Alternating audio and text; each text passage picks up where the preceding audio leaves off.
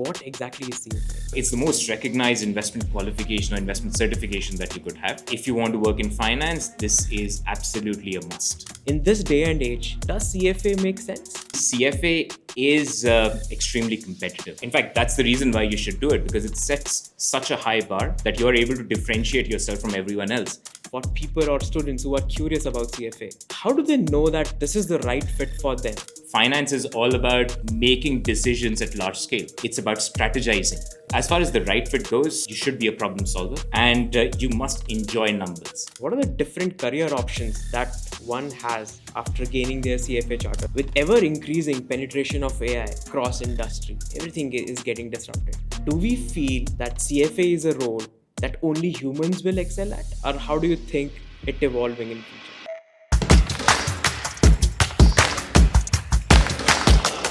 Finance goes way beyond tracking balances and managing accounts. It is a force that powers decision making in your personal life as well as in the global economy. It influences how we save, invest, and plan for the future, as well as for the companies how to expand, innovate, and compete. Every time a transaction is made, or a business secures funding, or market adapts to change, it is finance at work, driving growth and enabling opportunities. To explore this dynamic world of finance and uncover the opportunities it holds, we have our very own Mr. Nilay with almost 2 decades of experience across investment banking, financial risk management, financial education, and financial advisory. Nilay has led analytics and risk management teams across Asia, Europe, and the US. As the founder of Alaavo Ventures, Nilay combines deep industry expertise with his passion for education and community building. Get ready for a conversation that will inspire you to see finance in a whole new way. Hi Nilay, welcome to the podcast. Thank you. It's a pleasure to be here. So let's jump right in. For the uninitiated, could you please just take a minute and unpack what exactly is CFA? So, CFA is pretty much the gold standard when it comes to investment qualifications. It has been around for a very long time, 6 decades plus, in fact. And we're talking about 160 countries, over 2 lakh charter holders throughout the world. So, it's the most recognized investment qualification or investment certification that you could have. And if you want to work in finance, this is absolutely a must. And it opens a lot of doors. And to give you a brief overview of what it requires, you've got 3 levels that you have to clear for the CFA examination. And the first level is a foundation level. The second one is where you learn to analyze companies. And the third one is where it's all about application. So you're building portfolios for people and analyzing companies. So it's divided into 3 levels like that. Every single level requires a work of almost 300 to 400 hours. Wow, that's So amazing. it's a lot of dedication that you need, right? You need to take it very seriously. On top of that, you need to have a work X of about 4,000 hours in a relevant field. And once you've got all of that, once you've cleared all the levels, you've got the relevant work X, you submit a few references to the institute, and then you get the right to use the CFA designation. Right? So it's a lot of work. And of course, you have to abide by the CFA Institute's codes and standards, which are pretty much their rules and regulations. So every professional body would have that. So that's another condition that you have. And once you have this, then it opens up a lot of doors for you. You're talking about different job roles like private equity, venture capital, investment banking, equity research. Pretty much everything in finance becomes much more accessible to you. Right? So that's a little bit about CFA. So just double clicking on the CFA exam. I just want to know how long is the exam? How much time does it take to prepare? What are the different subjects that one learns? And then how does it prepare someone from the real world? As I said earlier, you've got 3 different levels there. Now the exam is computer based, right? So before COVID, it used to be a paper based exam of 6 hours. Now it's effectively almost 4.5 hours, divided into 2 parts. So you have an optional break in between.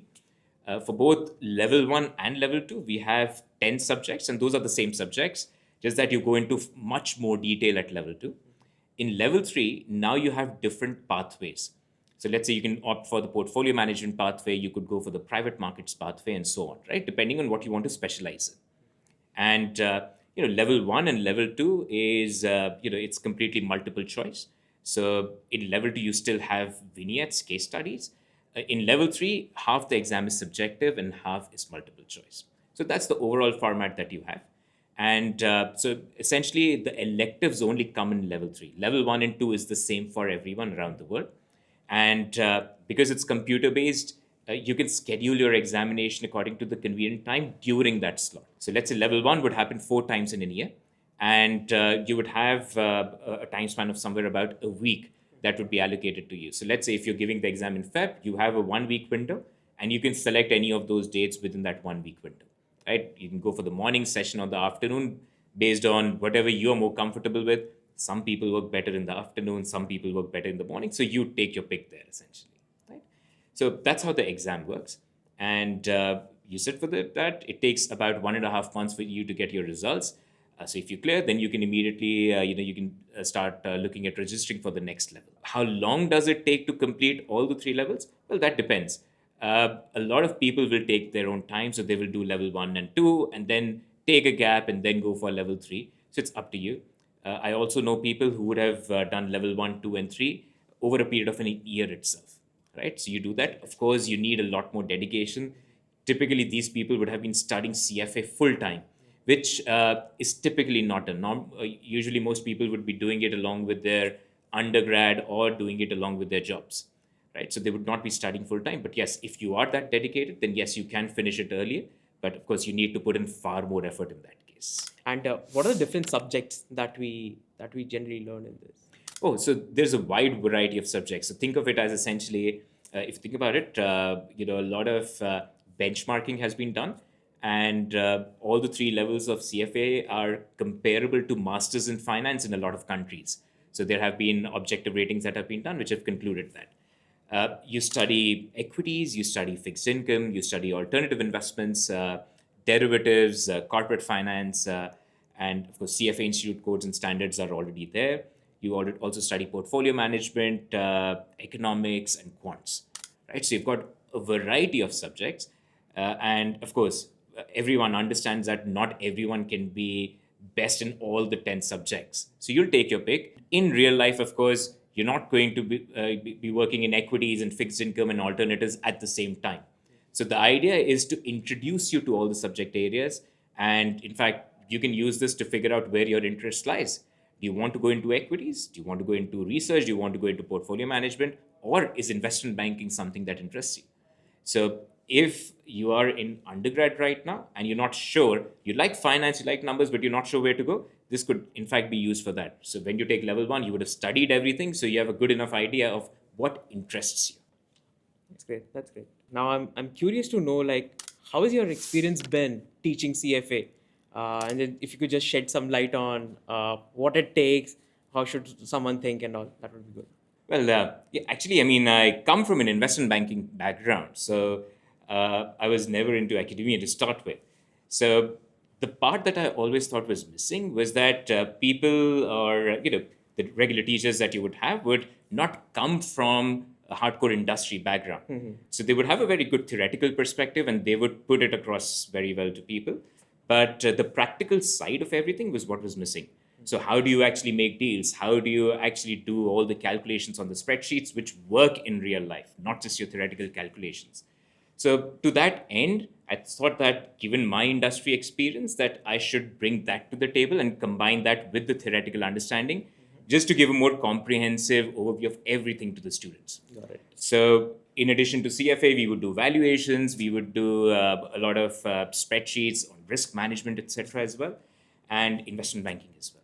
Right? So that gives a overall perspective to the students. They also understand what is actually required in a role like this, right? So it's not just about spreadsheets, it's not just about accounting, there's so much more to it. There are behavioral aspects of that. You have to be comfortable with the long hours. And that's something that pure academicians would not be able to tell you about because they've not done that. So that industry perspective is what we need. And that's what I think, what I enjoy about the role, that I can give that perspective. And, we've taught 18,000 plus students till date. So I think we should be doing something right, I think. Well, that's amazing. Now I'm very intrigued to know, in this day and age, does CFA make sense? See, CFA is extremely competitive, right? And in fact, that's the reason why you should do it, because it sets such a high bar that you're able to differentiate yourself from everyone else. I mean, if you think about it, it's not like you can't learn finance without CFA, right? You have so many courses which teach you finance. But think of this of the qualification as the great leveler. It is sort of your passport to the entire world because everyone knows what it is, right? So no matter which college you've gone to, no matter whether you've done a master's degree or not, if you have done this, then they know that you understand finance and you're able to apply finance well. Additionally, you've also subscribed to the CFA codes and standards. So subscribing to that code of ethics makes all the difference because they know what kind of a person are we dealing with, right? Now, when you're talking about something that's as competitive as the CFA qualification, then we also look at that. What kind of a person would you want to trust your money to? Think about that, right? We're talking about a person who has that much discipline. They've spent 300 to 400 hours per level while they were studying or while they were working. So clearly they're good at multitasking. And they have got that resilience, right? That's exactly the profile of the person that you would want to trust with your money, right? As an advisor, as a portfolio manager. Yeah, it's a great leveler. I think it really helps differentiate the signal from the noise. Absolutely it does that. So in a sense, it equips you with complementary and really transferable skills that Absolutely. give you greater control over your career trajectory. In fact, just to add to what you said, it kind of makes your qualification portable, right? Yeah. You can use it anywhere. You don't need to explain that I went to this university or that university. If you're a CFA charter holder, everyone knows what that is around the world. Go to any investment bank, go to any hedge fund, mutual fund, everyone knows what it is just because it has such a long history. Globally recognized name. Globally That recognized, really absolutely. helps in your career in the long run. It does, absolutely. So, basis your teaching experience, Nilay, for people or students who are curious about CFA, how do they know that this is the right fit for them? And the second part of the question is, what are the skills that they should build in order to stand out from the crowd? So, well, for the right fit, if that's what you want to assess, see, the basic idea is that we want to go beyond the spreadsheets. So, crunching the numbers is just one small part of it. At the end of the day, finance is all about making decisions at large scale. It's about strategizing, right? So, it's the application part that matters. I mean, getting the numbers is not really tough. In fact, with the advent of AI, it's just going to become easier. But how do you use that to make a judgment? That's what we're talking about here. So, as far as the right fit goes, you should be a problem solver and you must enjoy numbers. Now, one of the questions that we always get is that do we have to be kind of a genius at maths? Well, no. For most roles, even grade 10 maths would be sufficient for most roles. Of course, we're not saying that you want to actually become, a quantitative trader or something like that. But for most roles, you'd be good with grade 10 maths. But you should like numbers, right? So you're going to be blinded with a lot of data, right? So you have to be comfortable, working with that much amount of data. Even if you're dealing with spreadsheets, you would have thousands and thousands of numbers in front of you, and you need to be able to make sense of it. So if numbers scare you, then unfortunately, finance is not for you, right? You should look at something else. You need to have a level of comfort, even though we're not talking about very high level maths, but even with the basic maths, you need to have comfort with that. So problem solving, your comfort with numbers, multitasking, and R's. You need to put in those R's, and finance is synonymous with that. Depending on the role that we're talking about, 14, 15 hours a day is something that you could easily look at. But then your payouts are also like that, right? That's how we, what we know about finance, right? So all of those would count. And of course, you need to understand economics, accounting, even a bit of background about that would be pretty good. Otherwise, when you start with CFA Level 1, it takes you through everything from scratch. So even if you don't have a background, but you're willing to put in that work, it's fine. I mean, a lot of people from an engineering background would also do finance, right? So they don't have that, but you have to build it up. So ultimately, it's all about the work that you are putting in. Apart from that, what else do you need? You need a lot of coffee. A lot of black coffee. Well said. Yes, and a lot of Red Bull as well. Nice. Right? So that goes a long way. So yes, all of that is required. So I think two things stand out for me. I think one is it is a skill that can be acquired. So not too fair that if I am not very comfortable with numbers, I can't get comfortable with them. with numbers, that is not the thing. And the second thing is that the risk reward ratio or effort reward ratio is there. It makes Absolutely. sense for you to put that hard work, continue putting Absolutely. that hard work, and then reap the rewards at the end. Exactly. So it's like putting in probably 40% extra effort for 300% more payout. That's how you can look at it. That's amazing. The math sounds amazing. That sounds amazing. So, Nilay, while I was researching, I came across a very interesting stat. So, the passing percentage globally for CFA at L1 is 40%. At level 2, it's 45%. And level 3 is 50%. Why do you think this is the case? And these numbers are quite competitive by any standards of the world. My question is, why do you think this is the case? Is it because people don't have a strong background in finance, or is there something else at play? So in fact, that is one of the reasons why the qualification stands out, right? That's why you want to do it, because not enough people will be able to complete all the three levels. So in fact, even if you look at the 45 or the 50% passing rate that you're talking about level 3, keep in mind that that's a filtered audience, right? Most of the filter has already been applied at level 1, right? So it's, of course, becoming tougher and tougher. The reason why most people would not clear CFA, the level 1 at least, is not because they're not smart enough. It's just because they've not put in the effort to build that foundation. You need to know accounting, you need to know economics, you need to know corporate finance, and all of those subjects that you have. You have 10 subjects in both level 1 and level 2. So you need to put in that time, and a lot of people are not able to do that, unfortunately. And especially in our part of the world, the problem that we always face is that we have always been used to everything being theoretical. We have not really been exposed to the application part of it, and that's where it becomes tough, especially at level 2 and level 3. Most people would think that they would just mug up the formulas, mug up the books, and you're done with that. That's not how CFA works. You need to understand the application part of it as well, which we are not used to in the way that we study here. So it's a complete change that we require, right? Remember, it's a global qualification. So if it's global in nature, our way of studying should also be global. We can't just be stuck with what we have been doing so far. Right? So we require a major change there. So that's one of the reasons. The other thing that people find challenging is, unlike the other exams where you're just being tested on 1 or 2 subjects on a particular day, here, over a period of about 4.5 hours, you're being tested on 10 subjects together, right? So you're not doing it part by part. So 10 subjects together tends to be challenging. But again, that's designed to see that can you handle the pressure. Yeah, that's quite a step jump. Exactly. So you're going to handle that much money, you're going to handle millions and billions of dollars.